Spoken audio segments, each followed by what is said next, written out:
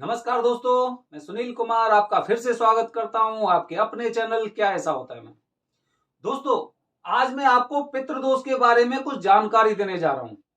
पितृदोष अपने घर परिवार में आप कैसे देख सकते हैं, कैसे उसे महसूस कर सकते हैं। लेकिन सबसे पहले आप लोगों का साथ, आप लोगों का प्यार जिस हिसाब से मुझे मिल रहा है और उसी के आधार पर मैं आगे बढ़ रहा हूं।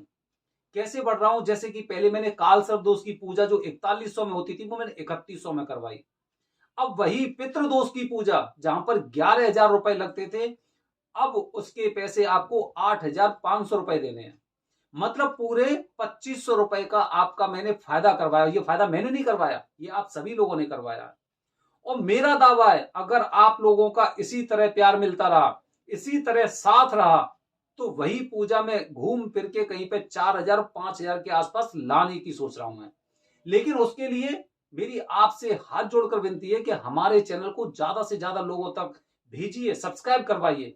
क्योंकि इस नेक काम में, जो एक अच्छा काम है, इसमें आपकी मदद भी, आप घर बैठे मदद कर सकते हैं। और लोगों से चैनल सब्सक्राइब करवा के जितने ज्यादा सब्सक्राइबर होंगे, ये मेरा मेरा दावा है, मैं आपसे कह रहा हूं, जिस दिन मेरे 1 लाख 2 लाख सब्सक्राइबर होंगे, उस दिन त्र्यंबकेश्वर में 1100 रुपए में पूजा कराऊंगा आप लोगों की, 1100 रुपए में। और पितृदोष की पूजा 3 और 4 हजार के बीच में, 3-4 हजार मान सकते हैं, मतलब 4,000 के आसपास में मैं आपकी पूजा कराऊंगा पितृदोष की, जिसमें आपको खाना भी मिलेगा, आपको रहने के लिए भी मिलेगा। ये आप लोगों का प्यार है। और वही प्यार मुझे चाहिए कि जब हमारे इतने सब्सक्राइबर हो जाएंगे, तो उसके बाद आपके माध्यम से वो लोग भी पूजा करा सकते हैं जिन पर पैसे की बहुत ज्यादा आर्थिक तंगी रहती है। तो इसमें आप लोगों की भी भूमिका है। आप मुझसे इस तरह से जुड़ चुके हैं, बस इस नेक काम में आप ज्यादा नहीं तो 1 2 3 लोग, जितने से लोगों से सब्सक्राइब करवा सकते हैं उन लोगों से सब्सक्राइब करवाइए। उसके बाद जिम्मेदारी मेरी है। सब लोग साथ मिलाकर, हाथ से हाथ मिलाकर आगे बढ़ेंगे और लोगों के इस तरह के संकटों को कटवाएंगे, उनका निवारण करवाएंगे। तो दोस्तों, आज मैं अपने वीडियो के माध्यम से आपको बता रहा हूं पितृदोष।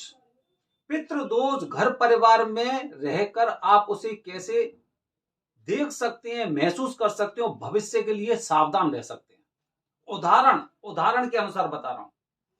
आपकी उम्र अगर 30 साल 40 साल के आसपास है, तो मतलब आप पूरी तरह से समझदार हैं। हालांकि वैसे आजकल के तो बच्चे मोबाइल देख देख कर अब वो 15 16 18 साल पे समझदार हो जाते हैं, और नहीं होते वो अपने आप को समझदार मानने भी लगते हैं कि भाई मैं तो समझदार हो गया।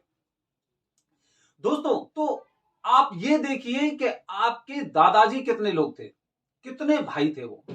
आपने देखा कि मेरे दादाजी 2 भाई थे, लेकिन दोनों में आपस में आना जानी नहीं थी।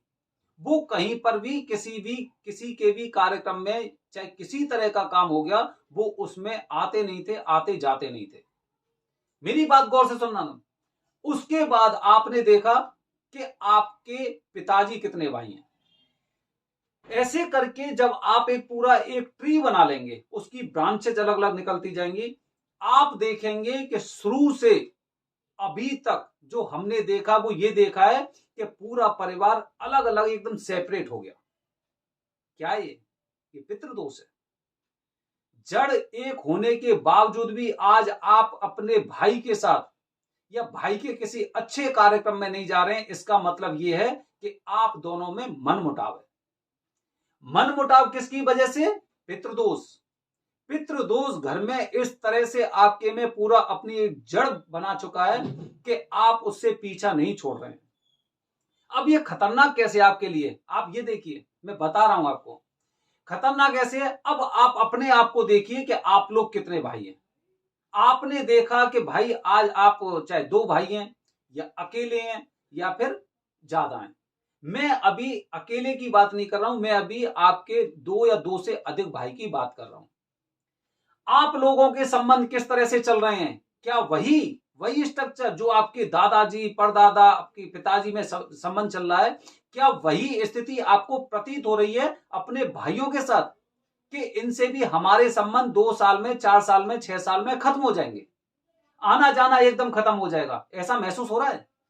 ये खतरे की घंटी है। ये किस तरह का खतरा है? वो ये उस तरह का खतरा है कि जहां पर एक जो संयुक्त परिवार था वो एकदम बिखरने के लिए पूरी तरह से तैयार बैठा हुआ है, पूरी तरह से तैयार बैठा हुआ है।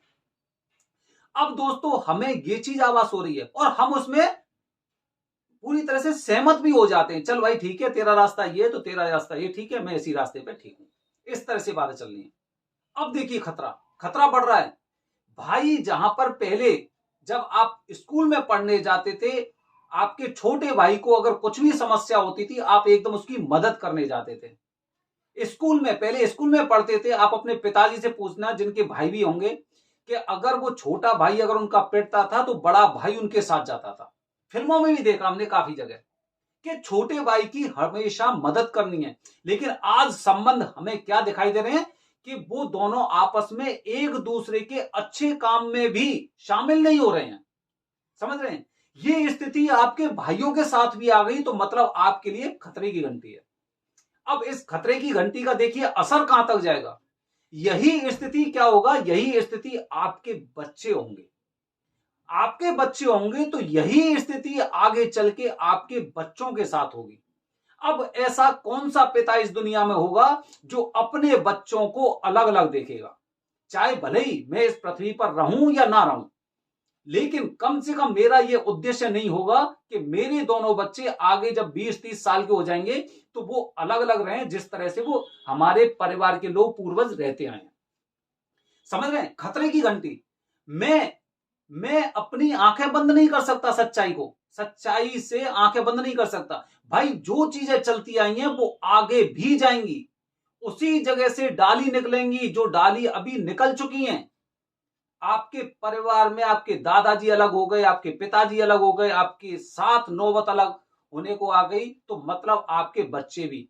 और उसके बाद क्या होगा, जो उनके बच्चे होंगे वो भी बिखराव होगा। किसकी वजह से हुआ? पितृदोष की वजह से। आप हर चीज देखते रहे, गलती किसी की हो, मैं ये नहीं कह रहा। अगर आप किसी से पूछेंगे भाई इस मामले में गलती किसकी थी, कोई कह देगा भाई इसकी गलती थी, कोई कह देगा इसकी गलती थी। गलती किसी एक इंसान की नहीं होती है। ताली दोनों हाथ से बजती है, चाहे वो कम हो जाता है या किसी का ज्यादा हो जाता है, लेकिन गलती दोनों की है। तो यही स्थिति आगे चल के, आज मैं हूं, मेरे दो बेटे हैं, मैं क्यों ऐसा चाहूंगा कि भविष्य में चल के मेरे दोनों बेटे आपस में एक दूसरे से किसी तरह का संबंध नहीं रखें।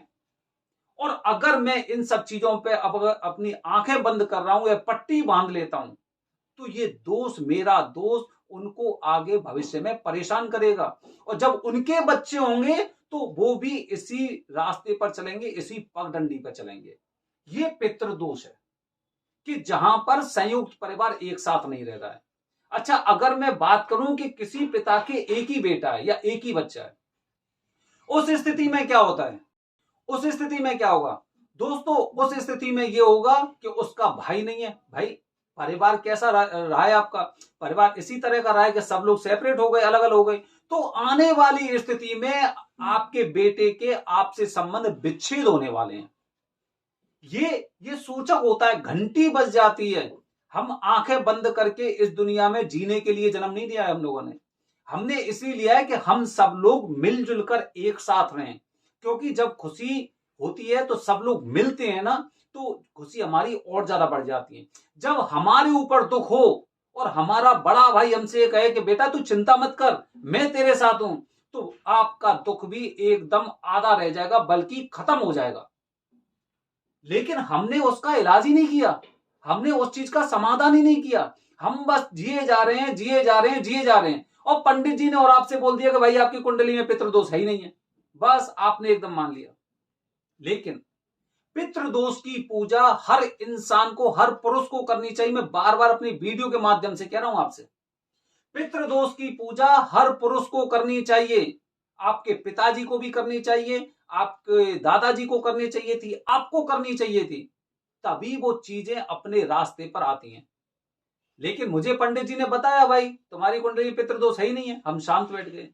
भाई उनसे ये पूछिए कि पितरों का तर्पण कैसे होगा? क्या हमारे परिवार में किसी की अकाल मृत्यु हुई थी? क्या हम अपने ऊपर से जो नागवली दोष है उससे कैसे मुक्ति पाएंगे? क्या हमारे परिवार ने कभी किसी ने सांप को मारा था या मरते देखा था या मारने में मदद की? तो वो चीजें लोग नहीं समझ पाते हैं और इसीलिए वो धीरे धीरे करके आज हम लोग एक दूसरे से दूर होते जा रहे हैं। यही पितृदोष है। दोस्तों वैसे एक चीज और बताऊं मैं आपको, पितृदोष की पूजा जो सब लोग करवाते हैं ज्यादातर, जैसे कि अगर मैं एक डेटा बना के आपको दूंगा तो पितृदोष की पूजा ज्यादातर लोग जो हमारे भारतवर्ष में वो दिसंबर के महीने में कराते हैं। अब उसके लिए पीछे मैं कारण बता रहा हूं। वो इसलिए कराते हैं, उन्हें जो मतलब एक अंदर से एक सोच होती है कि इसी साल में सारे दोषों को नष्ट करके या खत्म करके उनका निवारण करके नई साल में हो सकता है कि मेरे साथ कुछ चीजें नहीं हो, अच्छी चीजें हों, नया साल मेरे लिए खुशियां लेके आए, इसीलिए इस साल के दोषों को इसी समय खत्म कर दो। तो दोस्तों ये अब 21 तारीख से आपको पितृदोष की पूजा के 8,500 रुपए देने हैं। जिन पंडित जी के पास जाएं उनसे एक ज्यादा रुपया नहीं देना है। 8,500 रुपए पितृदोष की पूजा के 3 दिन के, जिसमें रहना खाना आपका फ्री होगा। और एक बात और बता रहा हूं मैं आपसे, जैसे कि मैं हर इंसान से जो मुझसे कहता है कि भाई पंडित जी के नंबर दे दो मुझे, उनसे पूजा करानी है, तो उनसे मैं एक बात अवश्य कहता हूं कि जो भी लोग मेरे द्वारा और पंडित जी से पूजा कराने जा रहे हैं, उसके बाद जो पैसे बताएं उससे अगर वो कुछ भी 1 रुपया भी ज्यादा लेते हैं तो आप मुझे अवश्य बताना, क्योंकि अगली बार हम उन पंडित जी से पूजा नहीं कराएंगे। जो पैसा बताए, मतलब 8,500 रुपए में आपकी पितृदोष की कंप्लीट पूजा होगी, काल सर्प दोष की 3100 रुपए में कंप्लीट पूजा होगी आपकी। अगर वहां पे जाके पंडित जी कहते हैं ये वाला सामान ले आओ, ये सामग्री ले आओ, या यहाँ पे दक्षिणा में यहाँ पे पैसे रखो, ये क्या बोलते हैं गौदान के लिए, भूमि दान के लिए पैसे, अगर वो बोलते हैं तो इसका मतलब ये है कि आपको वो बातें मुझे बतानी है कि पंडित जी ने भाई मुझसे इतना पैसा ज्यादा लिया, क्योंकि वो पैसा मैं आपको उनके पास भेज रहा हूं तो वो पैसा मैं आपको वापस करवाऊंगा, वो पैसा आपको वापस मिलेगा। या तो वो लेंगे नहीं, मुझे पूरा विश्वास है वो नहीं लेंगे, लेकिन इन केस अगर कभी कभी ऐसा लालच इंसान में आ जाता है, अगर वो लेते हैं तो आप मुझे बताएंगे कि पंडित जी ने मुझसे इतने पैसे और ज्यादा लिए, तो हम आपका वो पैसा वापस दिलवाएंगे। और दूसरी बात यह कि आगे से हम उन पंडित जी से कभी भी किसी भी इंसान की पूजा नहीं करवाएंगे। तो ये बात ध्यान रखना। तो जब भी आप पूजा कराने जाते हैं तो कम से कम मुझे, मैं अपना नंबर शेयर कर रहा हूं, मुझे वहां पर अपना फीडबैक जरूर दें कि भाई पूजा आपकी अच्छी हुई। दूसरी बात, पंडित जी ने इसके अलावा मुझसे 1 रुपया नहीं मांगा और पूजा से आप पूरी तरह से संतुष्ट हो। ये सारी जानकारी आप मुझे दोगे, जिससे कि हम आगे ये देखेंगे कि पंडित जी हमें पंडित जी से आगे संबंध रखना है कि नहीं रखना है, या फिर किसी और पंडित जी से भी पूजा करानी है। तो दोस्तों ये मैंने आपको जानकारी दी पितृदोष की पूजा की। इस साल में केवल 2 दिन बचे हैं, शायद 21 तारीख और 26 तारीख, 2 दिन की पूजा और बची है। अगर आप पूजा कराने के इच्छुक हैं तो आप करवा लीजिए, क्योंकि नई साल एक उम्मीद रहती है ना कि चलो नई साल में सब कुछ अच्छा होगा, भगवान ने चाहा तो, और भगवान की इच्छा रहती है ऐसी जगह आपको दर्शन करते रहना चाहिए। दोस्तों अगली वीडियो में आपको बताऊंगा काल सर्प दोष के बारे में बेहद रोचक जानकारी, कि उसमें जो राहु से लोग डरे रहते हैं ना, वो राहु कभी कभी आपको कितना फलदायी होता है अगर आप काल सर्प दोष की पूजा कराते हैं तो। बने रहिए हमारे चैनल के साथ। धन्यवाद दोस्तों। जय हिंद, जय भारत, हर हर महादेव।